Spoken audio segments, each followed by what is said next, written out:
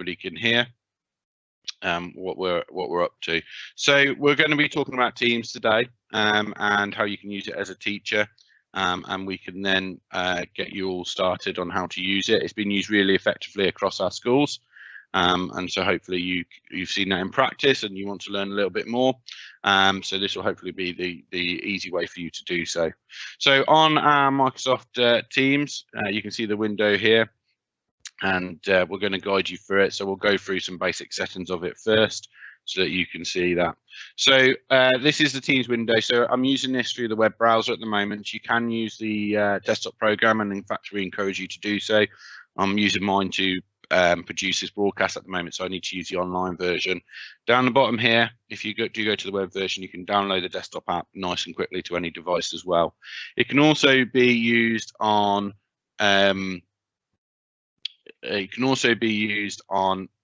various different devices, so you can have your apps working on your phones and such forth as well.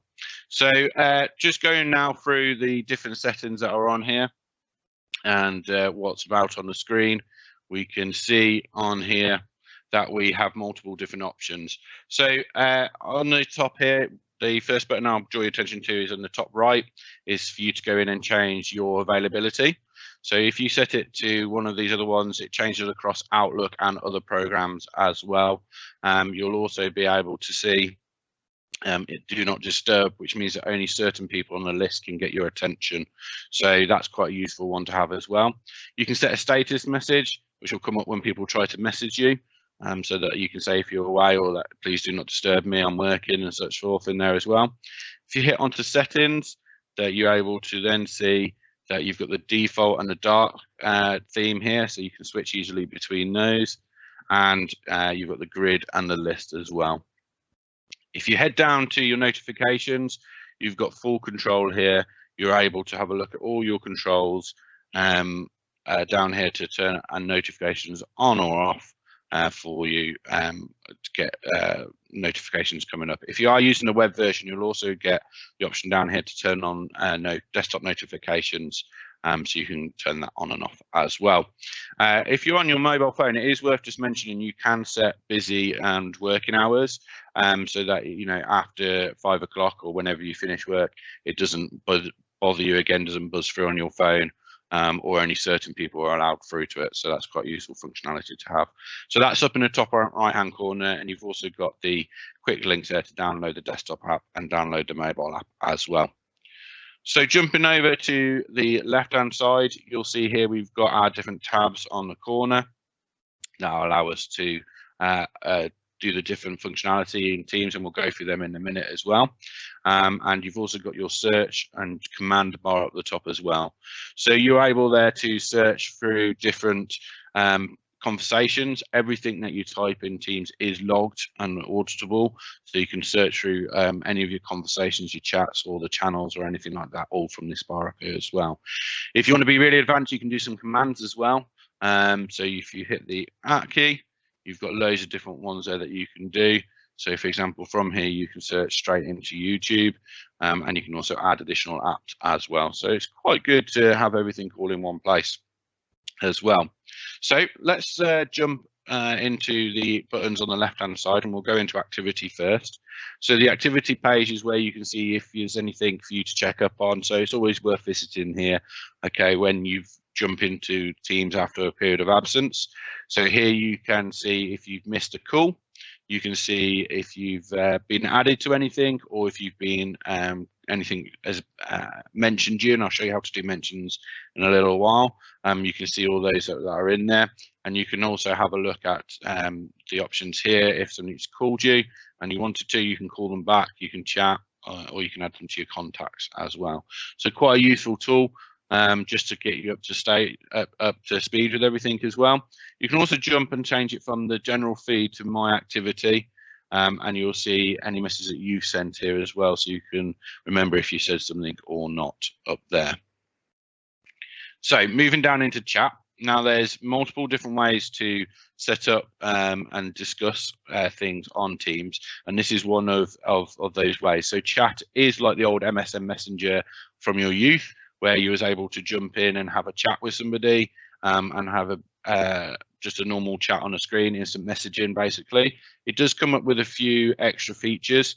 So if we jump into this one here with Laws IT, I can see that they've messaged me.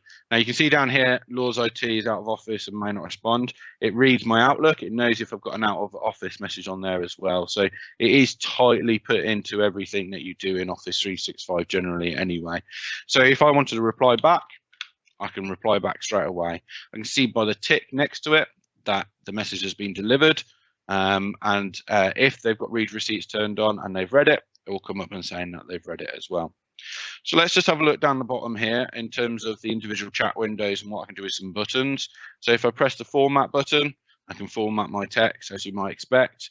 I can also highlight text here as well and increase the size of it and so forth on this screen here as well. I can quote things as well if I want to.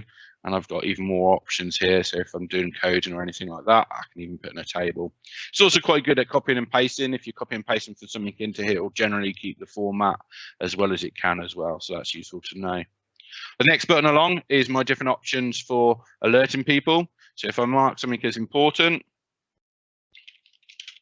it will come up on the screen as important and stand out a little bit compared to others. I won't do anything special with notifications or anything like that. They just stand out from the crowd a little bit. If I hit onto the urgent, what this will do is that will actually annoy people every 2 minutes for 20 minutes until they actually read it within those 20 minutes. So it will ping their device, it will ping anything up on their screen, and it will keep on popping up until they read it. So if you want to get people's attention, that's the way to do it, but I wouldn't overuse it if I was you on there. And that's from personal experience on there. So you can also attach files. So you can do straight from your OneDrive or you can upload from your computer. You also can put in as many smileys as you want. So we'll go for this one this morning. And some of them are animated, as you can see. So that's quite cool and fun. And you've also got the ability to put in some GIFs from Giphy. And down here, you can put those into the ones that you like. So I know we've got some music teachers listening. So I'll pop that one into the chat there. And that they can obviously see those as they come through. In some schools they are blocked, but when you're working from home, and in most schools they're not, they're open. So if you don't see them, give us a shout and we can make sure they're unblocked on your broadband as well. You can also pop in stickers if you want to say well done. There's loads here, you can search them quite easily. So you can find a sticker and pop that in nice and easily as well. And you also got the option here to schedule a meeting.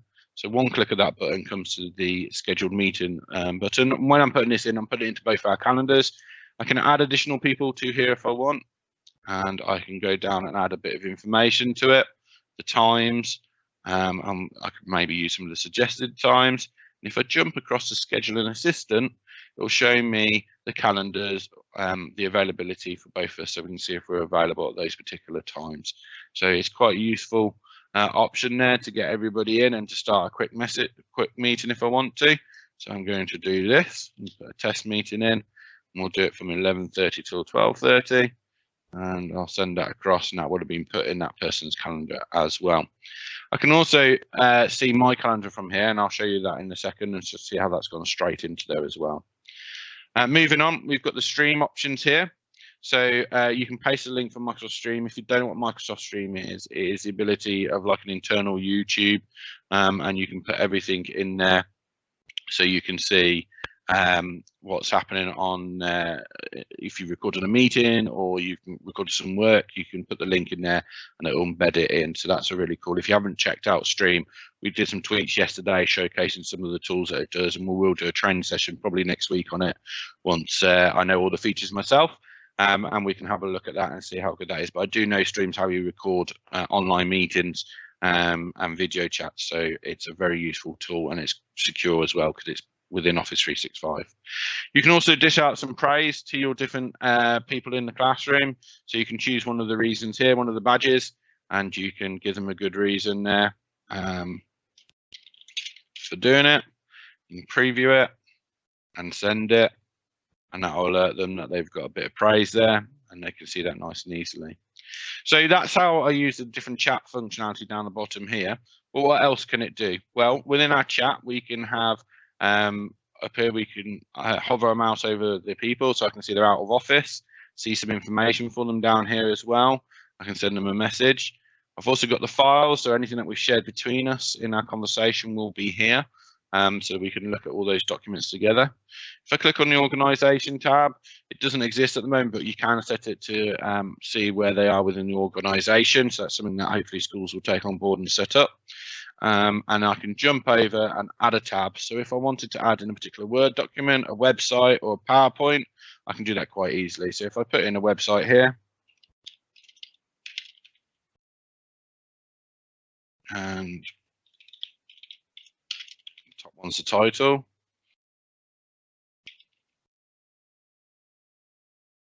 Click save.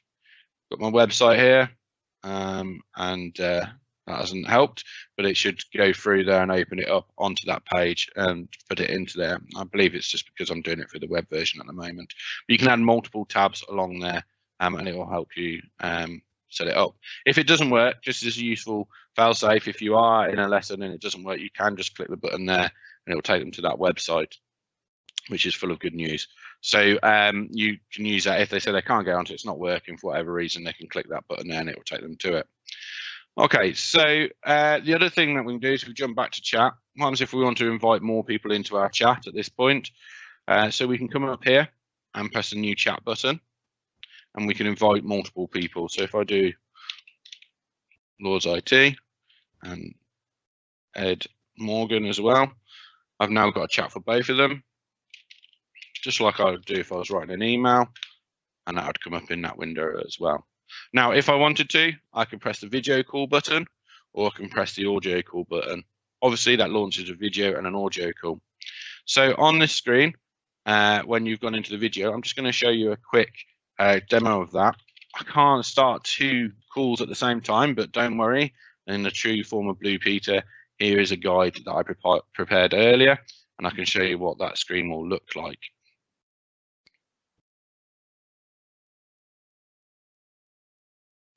So this is the screen. Okay, so when you're going on a video call, this is the screen. I'll just try and zoom into it a bit. You can see that when you've invited them and press the call button, you get this additional bar down the bottom here.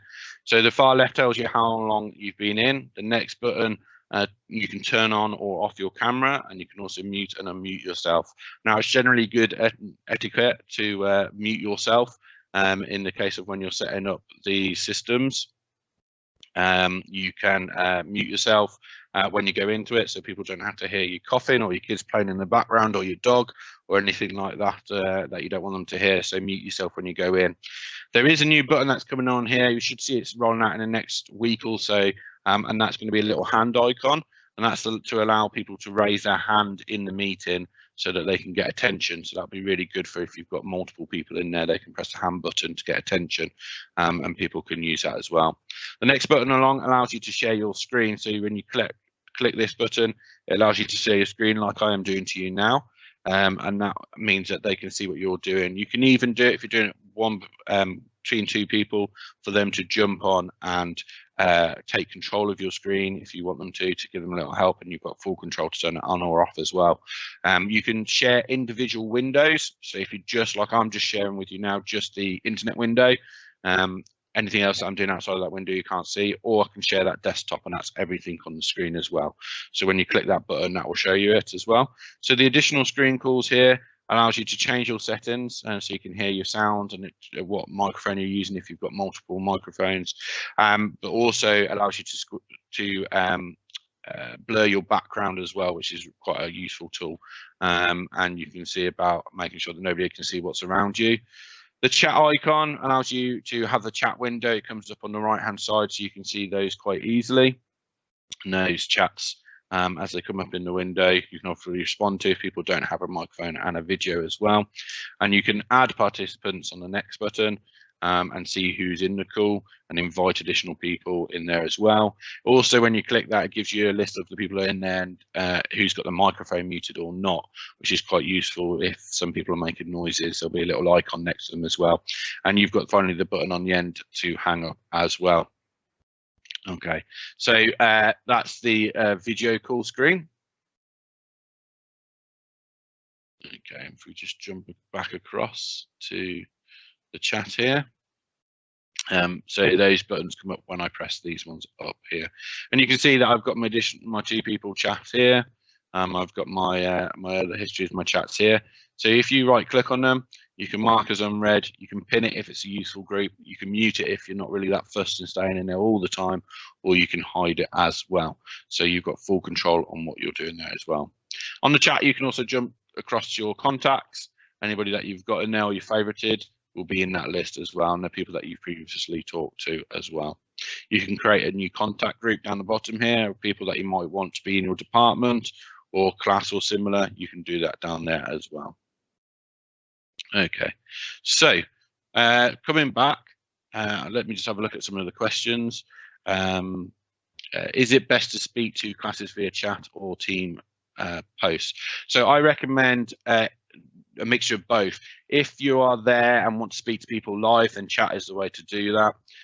If you want to have an ongoing conversation throughout the day and make it easy for people to get answers on specific things, then I recommend using the channels, which I'll come on to in just a second as well, because the channels are quite a useful tool on there as well. So hopefully that helps you answer your question as well on there. I'm just keeping an eye on those questions as they're coming through, so feel free to ask them, and I know Jake's answering some as well. So if we come down to Teams next, so Teams, if we go back to all teams, you'll have your teams across here. Now these are ones that you've created or have been created for you, and you'll be able to click to go into them quite easily. So if you press the Eclipse button here, you can come down and manage these teams quite easily. So you can manage the team, add a member into it. You can get a link. So if somebody's saying they can't get onto it, you can grab that link and share it with them. And you can send it an email. And as long as you've invited them to that team, they'll be able to join it. So all really quick about people getting on board as well onto their and into their sessions. Now, at most schools, you can join or create your own team. So if we click that button at the top there, we can create a team. So we could have a code here, so you can get a code if when you create one for people to share, and they can type it in there to join it. But I recommend more giving the link in the way that I've just shown, so you can see how that works on there as well.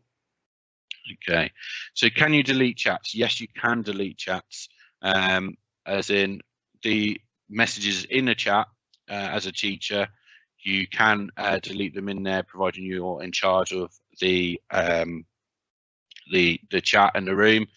You can delete some of those chats, and then people can delete themselves. It all depends on the school and the settings. So if you can't do it, then just give us a shout as well. But if you mean as in the most recent chats here, to come on here, you can't delete them. The most you can do is hide them, and I'll take them off the screen, but it doesn't delete them. And obviously no chats are deleted in terms of chat history.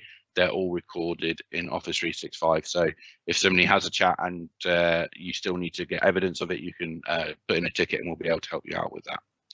So I'll jump back to join and create teams and click on create teams. So when I've clicked on create team, I've got lots of different options here for whichever ones I want to choose. And what I'll do is I'll share an info graphic at the other end of this chat, which will show you what each of these mean. But it's fairly obvious if you want to create a class one, you'd create a class one as well. And that includes stuff like making sure you've got the OneNote and everything set up well. So this is my test class. Just wait for that to create the team. So I can quickly add people into my teams here and put everybody that I want to in terms of my students. Now, this can be automated, normally using Salamander, but Microsoft announced at the start of this week that they're no longer doing the sync between Sims and into Office 365 in terms of classes at the moment. That's because of the load. So Teams has seen a jump by something like 4 million users or something like that to 44.5 million live users at any particular time. So they're really trying to manage a load here, and because it's using the NHS and worldwide and healthcare and governments, they're really having to manage the load. So at the moment, I'm afraid you do have to add in your list of students. Now, if you've created your list or your group somewhere else, then you can put those groups in there. And if your groups are already created, which they were at some schools beforehand, then you can add those in as well. They just won't update at the moment. So you could search for class or form or whatever you need to put in there. I'm not sure that we've got that set up on this individual school as well. So I can add my students, add any other teachers if I want to, or I can do that later. Just press the skip button, and this is my class page on here. So again, it's very similar to the normal chat. You can see at the top here, I've got posts, files, class, notebook, assignments, and grades. So there's a couple of specific things up here for teachers, which we'll go through in a second as well. So I can upload class materials into my files repository here, and this will then make it for everybody to see. It creates basically a SharePoint site, which you can open in a normal SharePoint as well. So if I press this button, I can see my standard SharePoint here, and I've got all my files and folders there. So what I can do is I can sync that to my computer. So if I press the sync button, it will appear as a folder on my computer, and I can just drag resources into it very, very easily. So my class materials here, in this folder here, I can upload something. So I can just click upload, and I can do a whole file or a whole folder in one quick go. I don't have that much stuff on my stuff, so let's go for the Lords IT logo, be a bit corporate, and upload that into there, and see that's in very quickly up into mine. And if I jump back into the SharePoint window and I go into my class materials, I can see that that's gone into there as well. So it's very easy to get access to and to keep it organized outside of Teams as well. As I say, that's fully usable on your mobile device as well, or on your tablet, whatever you've got there as well. So I've got that onto there in my files, and my class can see that. But jump across to my class notebook. So this is using OneNote, and I can create my class notebook. So I'm going to take you through this setting here. Now, class notebooks is a whole session on its own, but I have seen lots of people jump in quite easily and using this. So what it does for each of your students, it creates their own personal area on there. So when they complete work in there, nobody else can see it apart from you, and you can mark it. It creates a content area where you can put general resources in there for them to use. And students can view that, you can edit it, but they can copy across the information from there into their own personal area. And there's a collaboration space where you can all work together on different stuff. When you go next through to the next option, you can create different class notebooks. Different areas within the class notebook, and you can call these what you are. So what you want. So you might not want homework, class notes. You might just want handouts and my work.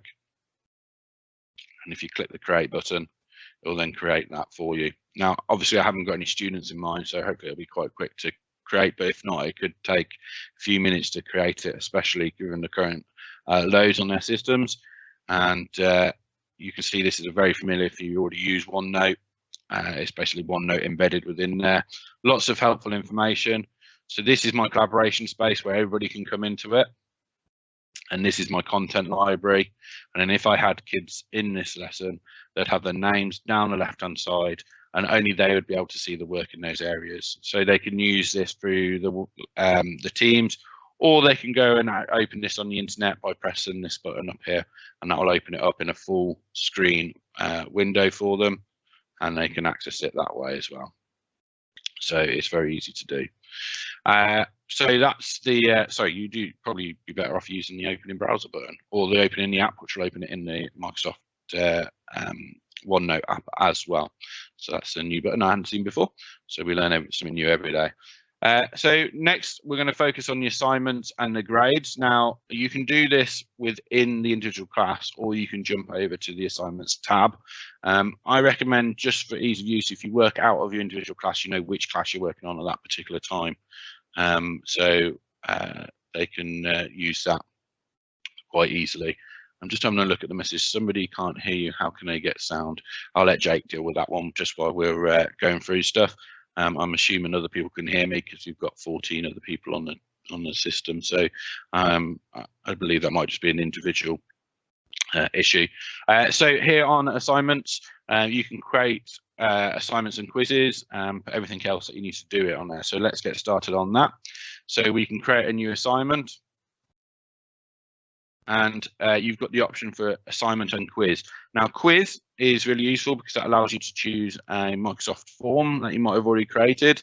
and allow you to use the power of that. So you can embed a Microsoft form in there, and it will self-mark, and they can follow everything they need to do. So if you click on quiz, it will literally open up all your forms, or you can click here to create a new one. So if we were to use an existing one and pop that in there, I can assign it to everybody that I want to do. I can set a due date and a due time, even though it needs to be in there. And then I can click the assign button, and this will then give it out to students. Okay, so that will launch it out to them, and then they'll have to complete it by the time due. So that sends everybody a notification saying, hey, you've got these, you've got this quiz to do. And that's how easy you can get to do it. Don't forget, Forms is a really powerful tool. We're doing training on Forms later on this week, so you can jump into that session and see how to use it. But it is really, really easy to use. So I highly recommend jumping on board that. So that's assigning that out to nobody at the moment. So whilst that's doing that, let's just go back to assignments. And we can see that if when it would go out, we're going to here, and we can come down here and see graded as well. Just use American terminology, but you should get the gist of what it's doing as well. So if we go create and do assignment, this is basically how you can give out work to be done. So you can put your title, you can put your instructions, and you can also add resources. So the resources could be from the class notebook. Okay, something within there. Could be something from your OneDrive, it could be a link, it could be a new file, or it could be a link to go into a particular Teams that you've set up as well.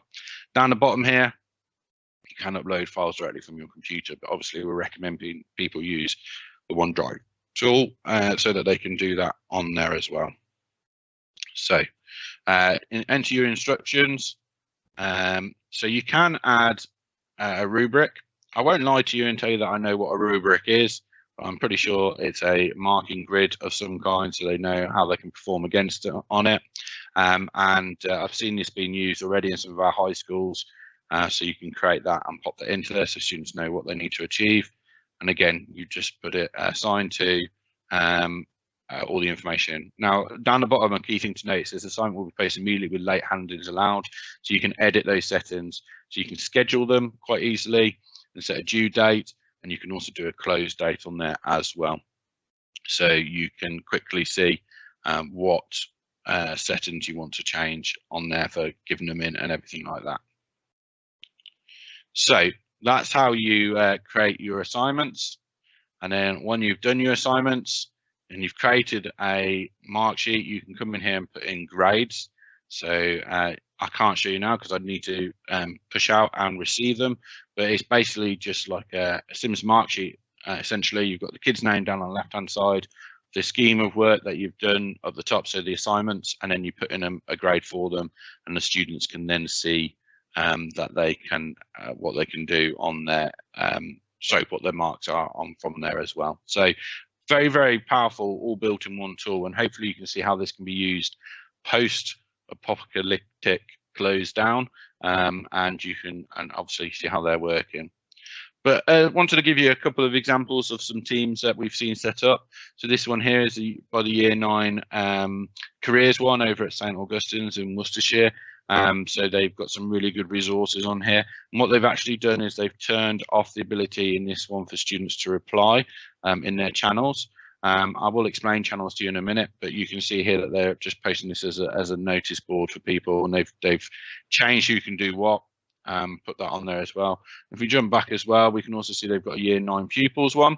So this is your like their notice board for the Year 9 pupils, a bit of pastoral caring as well. So they've got the information there. They've got a video that they've put in from YouTube, attached work on there as well. You can also see it still allows people to give their feedback on particular elements of it as well.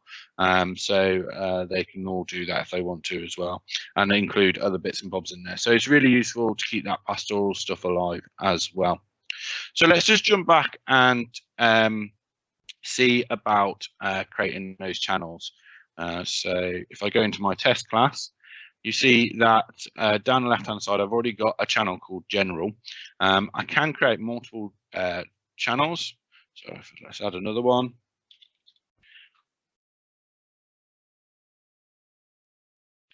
And I've got this option down here to who can see it. So I can choose only specific people, so like a subsection, or it can be to everybody in there as well. And if I add that in, you'll see it comes under the general on the left-hand side here. And so the difference between chat and general is, first of all, I can't do a live call at the top here, as you can see. I can still have the additional information up here, and I can still add in my extra bits into my class as I want to. So you might have one for, I don't know, lower, higher, medium, ranges in there, or different tables, however you would normally organize it, or different places, so you can go in there. But the main difference is when I post into the channel, you can see here that it comes up as so, but I've got the ability to reply to that individual post rather than losing everything. And I can still have all the different options here, but it's a lot better way to organize stuff within the document to keep things a little bit tidy, so everything's kept to a neat little forum on there as well. So that's a big difference between channels and chat. And as somebody asked earlier on, you know, which way would you do it? Chat is very much dynamic. You might just go in there to offer support and to have a general catch up, but for structured discussion, you'd use the channels, and that's all then nicely within the class. The chats will only be for as long as people who are members are in that group, whereas the channel, as long as the members in that chat. So if you archive the chat or don't go back to it, or somebody leaves the chat, then they lose all that. So you want to make sure that it's in the team channel, and then that information there as long as they are a member as well. So you've got some options up here as well, and one of the options is get email address. So if you click that, it will give you an email address that you can email. So you can email that email address, and that will literally put your email up onto the team as well. So you can email in your work. You don't even have to go into the actual classroom on there at all. You can do that all from Outlook as well. And then you've got the options to get a direct link, and you've got the option to manage your channel. And here's where you can turn those options on. So anyone can post a message, and you can have this alert come up, and also you can change it so only you can do it. So you might choose to have a specific channel for your class where you're the only person who can put in there, like class notices and such like, or you might choose to have other ones where they can chat and do what they like in there as well. So that's channels. Hopefully that's quite useful for you, and you can get around that as well. If you want to change your icon for your class, just hover that. You can change your name. You can give yourself a nice picture. You can have a look at it into different form groups. You can have it in different languages, and it will show you relevant pictures in there as well to make it look good. So we can have this one, and I'll update our picture on there quite nicely. And so we can see that quite stand out from others there who haven't watched this training and don't know how to do that.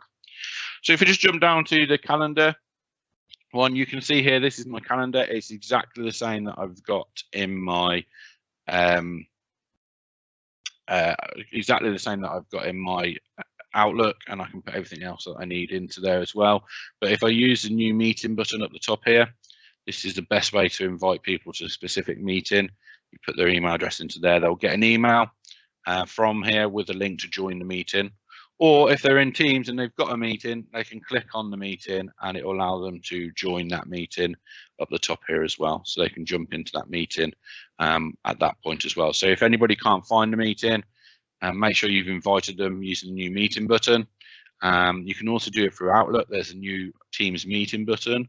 Okay, so you can see that quite easily as well.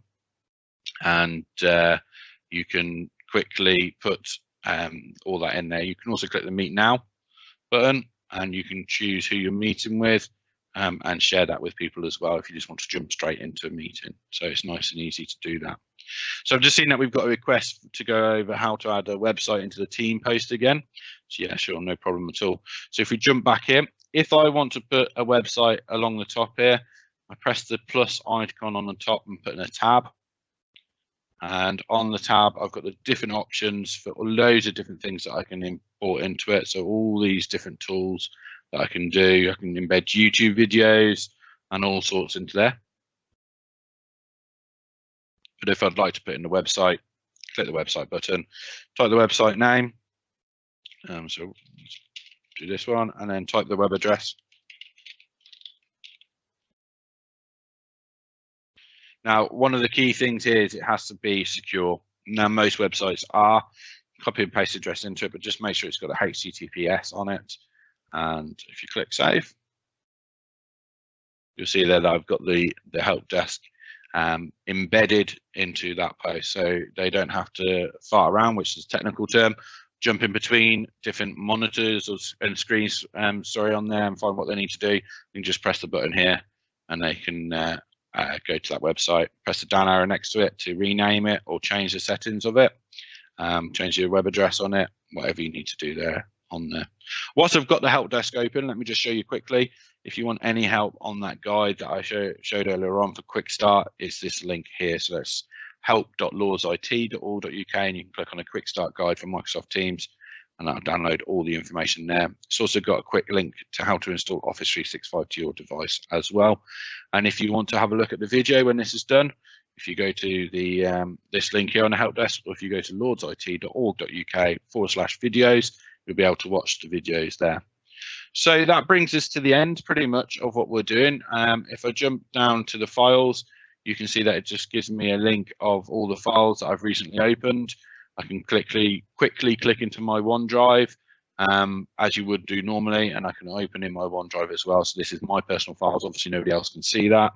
I can also have a look at the Microsoft Team files. So anything that's been put into there, if it's been shared in a meeting, I can quickly jump to it there as well. So that's Microsoft Teams for teachers. Hopefully it's been quite useful for you. If you do need any help, we will keep the Q&A open for the next few minutes afterwards. Otherwise, thank you very much, and keep an eye on our Twitter, where we post loads of helpful links and more details for training coming on later on in this week. Thanks very much.